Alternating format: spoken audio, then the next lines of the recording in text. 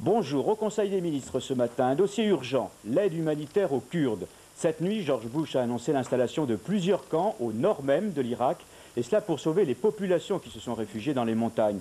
C'est la France qui est responsable de coordonner cette nouvelle et vaste action. La notion d'ingérence dans un État pour des raisons humanitaires est ainsi reconnue dans les faits, une notion défendue par François Mitterrand. Dans quelques heures, Bernard Kouchner va repartir pour le Kurdistan. Écoutez ce qu'il a déclaré à l'issue du Conseil. Mise en œuvre maintenant aux côtés des Anglais et des Américains pour apporter d'abord une assistance immédiate qui est complètement nécessaire, c'est-à-dire la besogne d'extrême urgence qui consiste à nourrir, à protéger et à arrêter un certain nombre des souffrances de ces populations.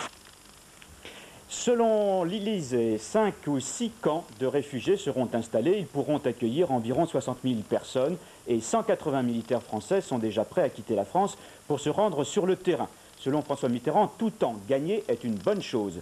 Sur place, en effet, la situation est de plus en plus désespérée. Romuald Bonan.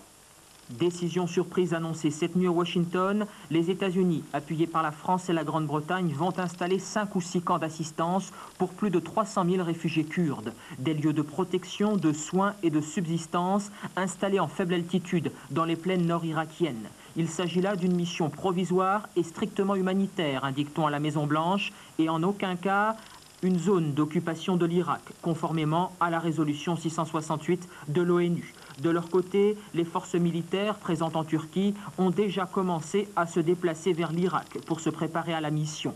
Mission à déclencher sans délai, a affirmé le président Bush. Un avis qui n'est pas partagé par tout le monde. Le secrétaire général des Nations Unies, en visite aujourd'hui à Paris, a estimé qu'il fallait avant tout consulter les autorités irakiennes sur la présence de militaires étrangers sur leur territoire. La réaction irakienne n'a pas attendu une telle consultation. Ce matin, le ministre irakien des Affaires étrangères a déclaré qu'un tel déploiement militaire constituerait une réelle ingérence dans les affaires intérieures de son pays.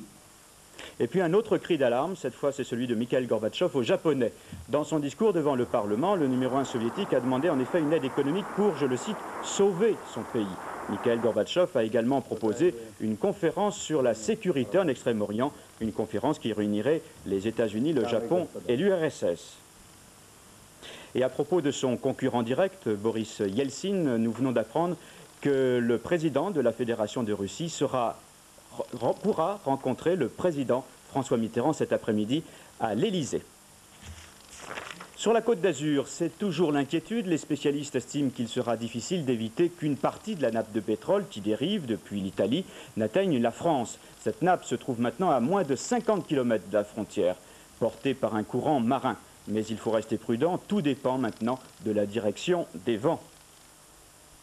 En économie, Michelin a annoncé des pertes de plus de 5 milliards de francs en 90. Pendant 1 heure ce matin, 200 salariés ont occupé le siège du comité d'entreprise pour exprimer leur inquiétude face à l'annonce des 4 900 licenciements. Et puis à Air Inter, la grève est suivie à 75%. Résultat, seulement 1 vol sur 4 est assuré. Mais demain, le trafic devrait redevenir normal.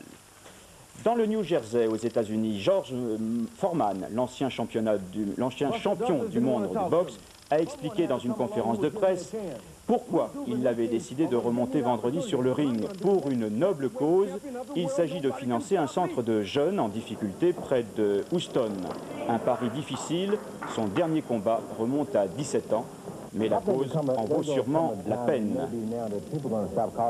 Prochain flash à 18 h, très bon après-midi.